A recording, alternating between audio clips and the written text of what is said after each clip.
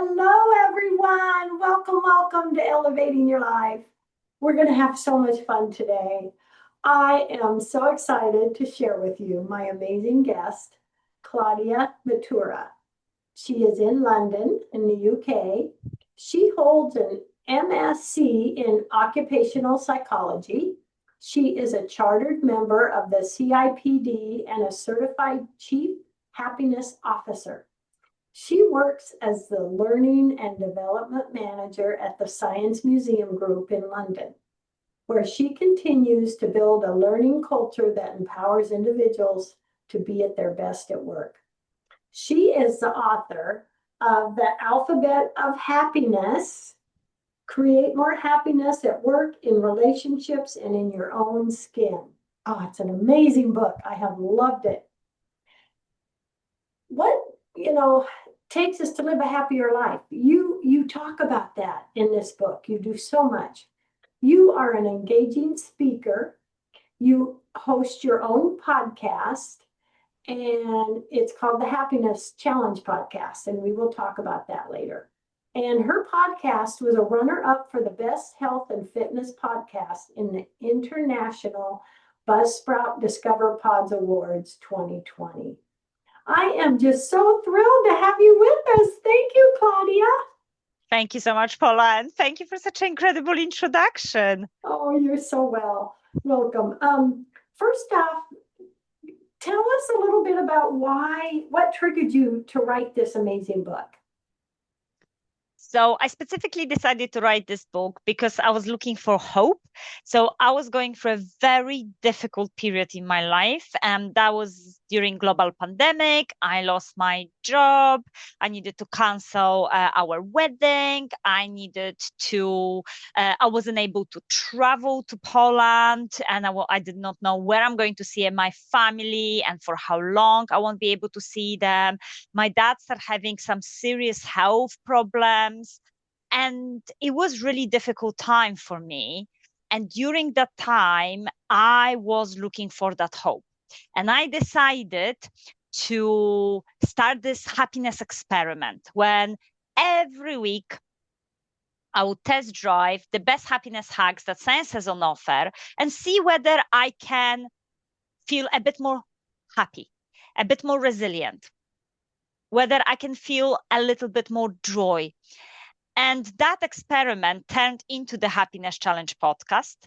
But through the reflections, through speaking to experts, I decided to pull everything I've learned, everything I've experienced when it comes to happiness into the book, The Alphabet of Happiness. And I specifically talk about the science-backed principles, things that I have tested that impacted my well-being and helped me during a very difficult time.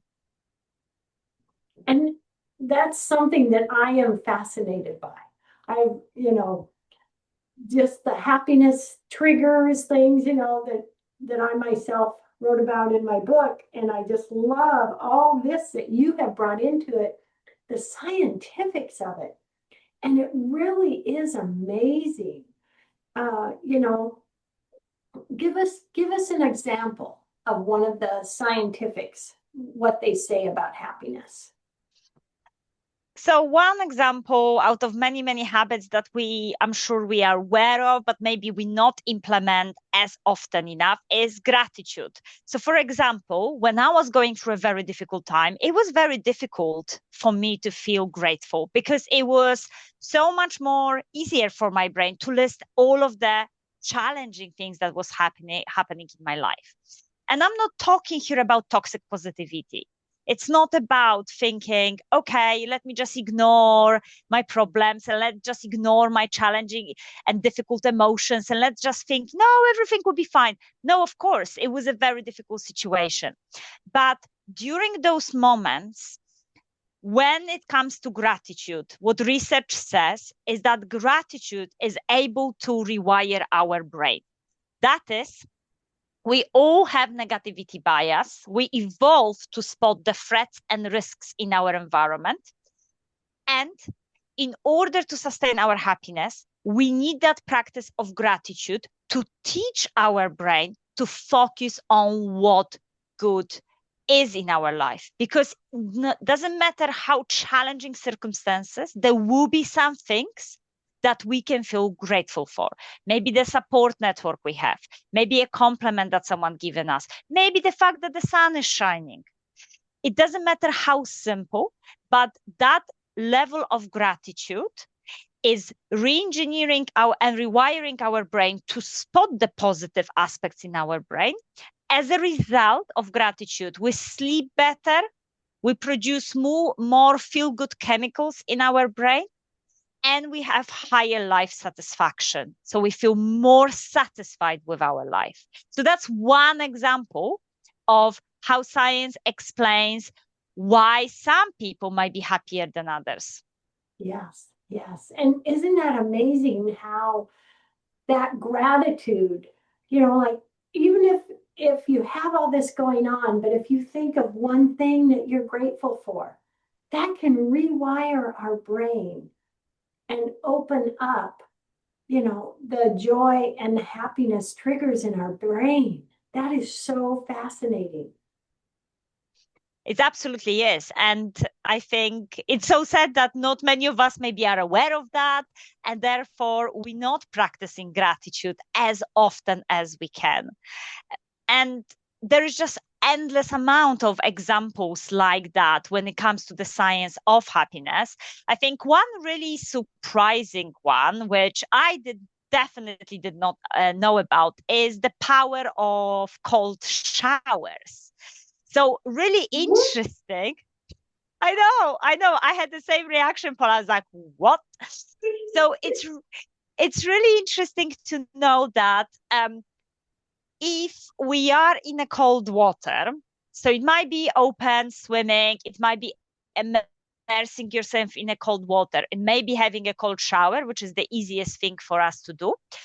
Because it's so unpleasant, I think we all agree, no one is looking forward to that. Our brain tries to compensate for that experience. And therefore, it produces large amount of dopamine, which is our feel-good chemical that allows us to feel happier. And it can boost our dopamine level even by 250%, which is incredible. So if you getting up in the morning and you feel, I'm so tired, I just cannot be asked. If you're feeling just blah in the morning, the best way to really wake up quickly and boost your dopamine level in a natural way is to add 1 minute, 2 minutes of a cold shower till the end of your shower routine. See, I could see myself turning on the cold water and screaming. Well, put your favorite music and just, sing along to that for a certain amount of seconds or minutes. And again, you can build this up. So you can build this up, for example, do it for 10 seconds, do it then for 20 seconds. But it's a very much incredible, simple, natural way to boost our dopamine levels. Wow. What are some other ways, such as showing kindness to someone or an animal or yourself? Does kindness, is that one of those triggers as well? Yeah, absolutely. So far I mentioned gratitude and cold shower, which they very much impact our happiness kind of in isolation, if you like, right? So they're kind of working on our mindset and they're working on our body. But of course, science of happiness shows how important connections are in our life. And one of the really interesting research is in relation to absolutely kindness. That is, we have when we engage in random acts of kindness towards other people, we experiencing something scientists called the helper high. So again, we get that natural dopamine boost, feel good chemicals boost as a result of helping other people. But what's very important about kindness is that kindness affects people we don't even know about, which really Oh, means that kindness is a super powerful tool to change the society we live in. Because me being kind to a stranger on on the street is impacting, spreading that kindness up to 3 other degrees of separation. So that person then is kind in return to some other people, up to three wow. people after when I was kind. And therefore, we are able to build happier communities. Now, happier communities, if we are surrounded by people who are happy, even if we don't know them, because they smile on us on the street, because they help us on the bus, because they just having that positive energy means that we are actually also being happier. Oh, isn't that fascinating and wonderful? It is wonderful. Yeah, How, what a power we hold that we yes, can absolutely engage every day. If you want to impact and change the world for the better place, be kind to other people. That's the best way to do it. that is a powerful statement. Powerful. And it's actually so exciting and wonderful to know that, to know that and to know how that kindness, how that's going to spread and carry on. Just a beautiful thing. So, what would you say about something similar to laughter or dancing? So again, those, Paula, are great examples of activities that naturally boost our dopamine levels. So they work exactly like the cold shower situation. Music impacts our entire brain. And if we're listening to the music, which is upbeat and reminds us of good times, we definitely going to experience that dopamine boost. The same laughter. So when it comes to laughter, again, entire range of feel-good chemicals gets impacted. But what also really important about laughter is that it relaxes our body. So if you are tensing and you're holding stress in different parts of your muscles, laughter is a natural relaxant. And studies show that if you really laughed really hard for 10 to 20 minutes, when you like giggling so much, your stomach hurts because you're finding something so funny, you can then, your body stay relaxed in that state for up to another couple of hours afterwards. So again, fantastic way to not only boost our happiness, but also relax. And also laughter, well, connects us to other people, right? That's how we improve our relationships. That's how we can decrease the tension in relationships, have a good laugh, and we ultimately feel closer. And again, that's because oxytocin, which is our hormone which binds us to other people, if you like, and builds that connection, gets produced during laughter. So if you can laugh with others, that's even more powerful when it comes to your happiness. Isn't that just so fascinating and wonderful to know, Claudia? Yes, I think really science of happiness really can help us to really like almost justify why we do those things. Like if you maybe feel that putting your well-being first or concentrating on happiness is selfish, it's not. It works to concentrate on your happiness. And if you are happy, you are more kind.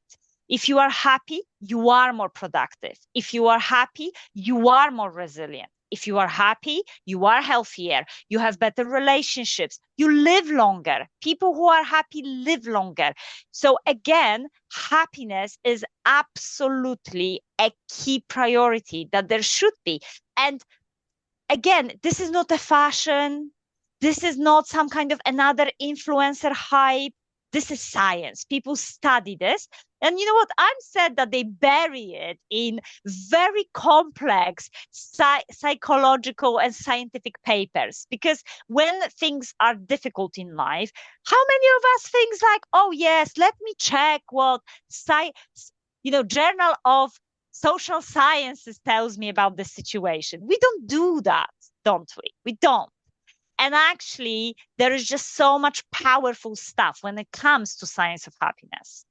Yes, and it's fantastic that we can do some of these, happiness boosts that you share in the book. And we are changing our mood, our mindset, our health, everything and everything around them.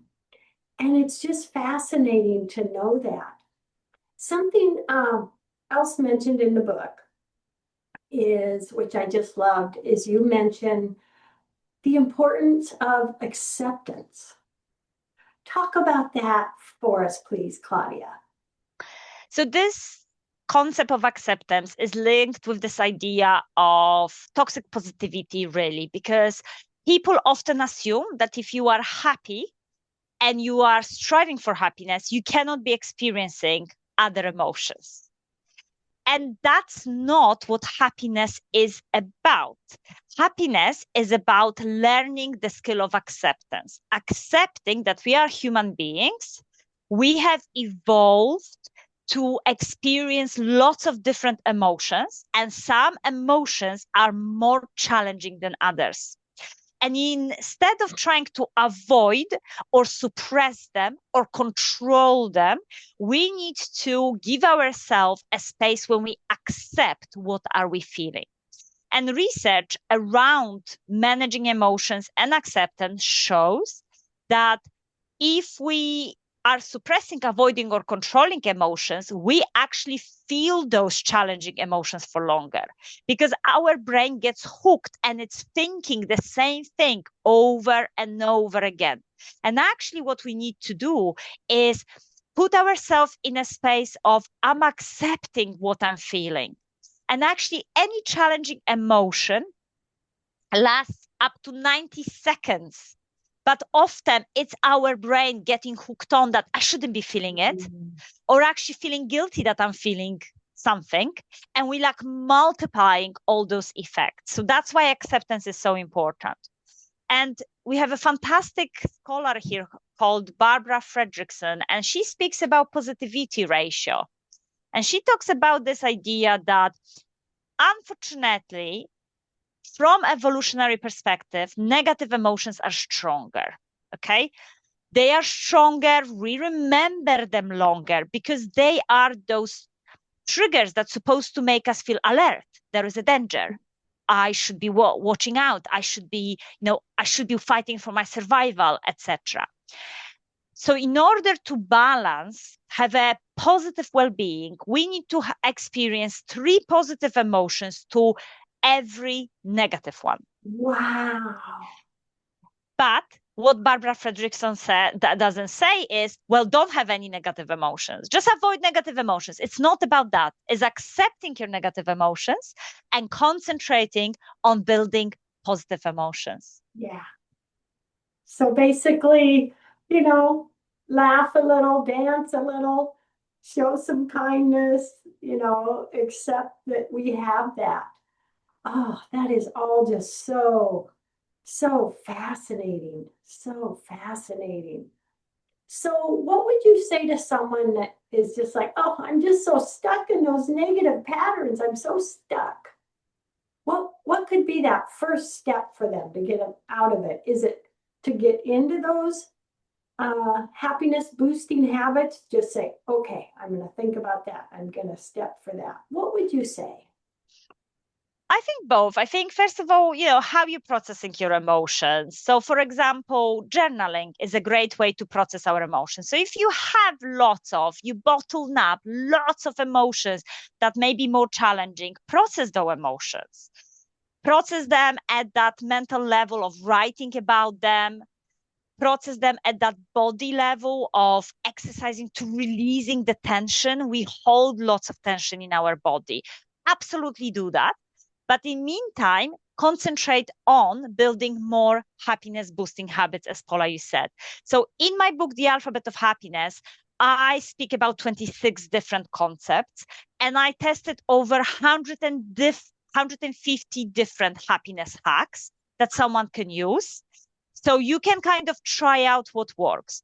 But let's say you know what you would like to try more of. For example, I would like to be more in nature, or I would like to laugh more often, as you said, or I'm going to do a cold shower and listen to my favorite song. Whatever it is, approach it from a perspective of tiny experiments. Because if we say to our brain, this is a habit, our brain thinks, oh no, this is for the rest of my life. I don't want to take a cold shower for the rest of my life. What is this about? I've never done it. I don't want to do it now. And we panic and we resist the change. Okay. So what we need to do instead is say, hey, I'm going on an experiment.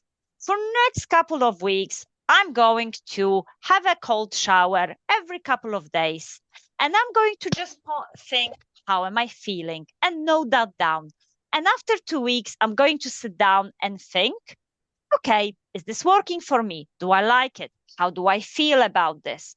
And then if I like it, I will continue it. And, do tiny experiments with around maybe 3 habits at a time.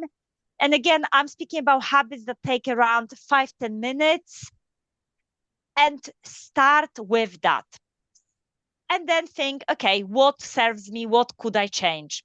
And the final bit where to start is, if you can change one thing, think about how you start your day. So again, when it comes to science of happiness, there is so much research that if we start a day on a positive note, it doesn't matter what is it. It might be that you wake up and go for a walk. It might be that you cuddle your loved ones. It might be that you feel grateful. It might be that you take 10 deep breaths and think about 3 things you're looking forward to. What matters is that you don't start your day by watching mainstream news, and you don't start your day by reaching out for your phone. Because ultimately, when you do that, we watch news, we are on social media, we get stressed out about our schedule, we go into social comparison, and what we do, we flood our system with stress hormones. So whatever you decide to do, think how you're starting your days. Oh, I love that. I love that. Oh my gosh. Please take a few minutes to share with everyone about your Happiness Challenge podcast and how they can tune in and listen to that. Yeah, thank you so much for asking about that. So the Happiness Challenge podcast is a podcast where I explore the science of happiness with different experts, and I test out different hacks and different types of habits that we can be developing. Science is changing all the time. And what I do is every month I have a theme that I follow, and I invite an expert to come and talk to me about that theme. They give me a challenge to try. I try that for a couple of weeks, and then I share how did I try it out and give people further tips of how they can apply it in their life. So in November, for example, I have a fantastic expert leadership coach, Sarah Rosenthaler, who speaks about how can we move from feeling stuck to that sense of flow. So again, she'll be giving me some challenges to follow for the month, and then I'll be sharing my findings about her concepts. Oh, that is so awesome. That is so awesome. What is your website, and how do they can they get information on the podcast on your website? Yes, absolutely. All of the information on the podcast book. I also have a Substack newsletter, which gives you lots of happiness boosting habits directly into your inbox. So if you're interested in any of it, please visit thehappinesschallenge.co.uk. Oh, I love it. I love it. We have about 4 minutes left in the show. And Klaudia, what last message you want to share with everyone today? This has been so fantastic. I think the last message I really would like to share with people is to really take accountability for their happiness. Add happiness to your daily to-do list. Think, what do I need in the moment? How can I create more happiness? Do not expect that happiness will just descend upon you. Don't expect that happiness can be found in lots of external things that the world is telling us about. Really think about happiness in the moment, and how can you create more of it? Yeah. So basically, happiness is not coming from out there. Happiness is coming from here. Yes. But in order to do that, we need to spend some time creating it. Yes, yes. And it just fascinates me how, the different tools, the boosting habits that we discussed, how those change, the dopamine and the different things in our body and the scientifics. It's really wonderful to know that and to know that we can move forward and, be happy, even though we have circumstances around us. Absolutely. And think about all those habits as tools. Think about them as toolkits. You know, you don't have to repeat every habit every day. Repeat different habits depending on the circumstances you are in. I love that. I love that. So, do you see yourself writing another book or anything new coming out? Do you have anything? Yes, I do. I have some You extra do? ideas. Yeah, I have some extra ideas, but I think it's quite early because the book is just launching.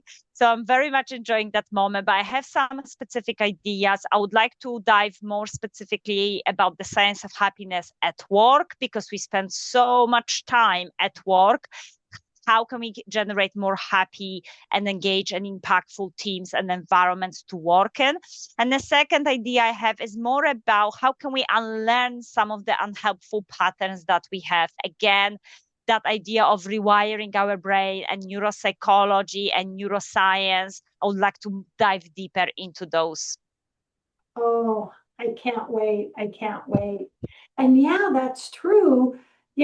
At work we can be stuck in different things. So that's a fantastic idea. And getting into the scientifics of it can really, especially if you're a left brainer, like, oh, okay, this really is real. And it's fascinating to know that is out there. And your book is just so fantastic. I just want to thank you for all that you're doing for others. You're making a huge difference in the world, Klaudia, with your podcast, your books, and everything coming up. I am really grateful, my dear. Oh, thank you so much, Paula. And thank you so much for having me today. I really appreciated this moment. Oh, you're so welcome. To everyone out there, love, hugs, and blessings. Klaudia, love, hugs, and blessings. Thank you so much.